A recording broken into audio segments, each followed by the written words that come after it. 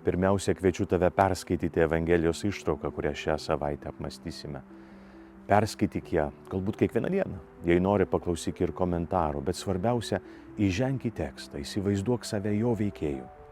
Vieną dieną pabandyk pamatyti save kaip fariziejų, kitą kaip muitininką, o po kelių dienų skaitymų ir tylos paklaus savęs: Viešpatie, ką nori man pasakyti? Ko nori mane išmokyti, pataisyti, įkvėpti? Mokykimės melstis su Dievo žodžiu ir pamatysime, jis tikrai pradės mus keisti. Tačiau prieš melsdamiesi paklauskime savęs, į kokį Dievą kreipiuosi. Tai netoks jau paprastas klausimas, kaip atrodo, koks jo veidas mano širdyje, kas jis man yra, teisėjas ar tėvas.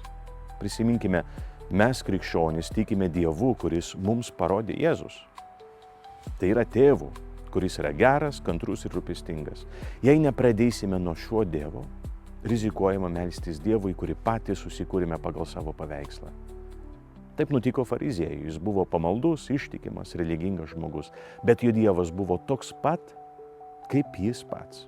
Tobulas, be gailestingumo, niekinintis kitus ir įsimylėjęs save. Ir štai drama. Kadangi jis meldžiasi Dievui, kurį pats susikūrė, iš tiesų meldžiasi tik savo pačiam. Jo malda neturi galios, nes jį neveda nei į bendrystę su Dievu, nei su žmonėmis. Jo šventumas, kabutėse, uždaro jį į šventą egoizmą. Vargšas fariziejus, toks arti Dievo, bet širdimi taip toli. Gero apmąstymo ir geros dienos.